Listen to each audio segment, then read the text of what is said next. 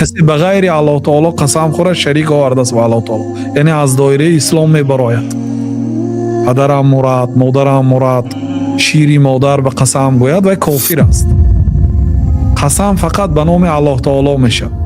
من حلف لغیر الله فقط اشرک. کسی به غیر نام الله سوگند یاد کند در حقیقت همون چیزی ناچیز به الله تعالی شریک آورده است. از جمله طلاق.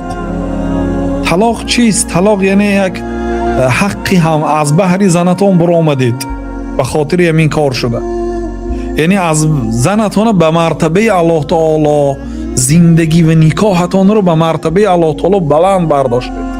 قسم یاد کردید به همین عائلتون و به زندگیتون و به جدا شویتون و این ظلم است و این همش از سبب نادانی و بیخبر بودن از احکام شریعت میشه.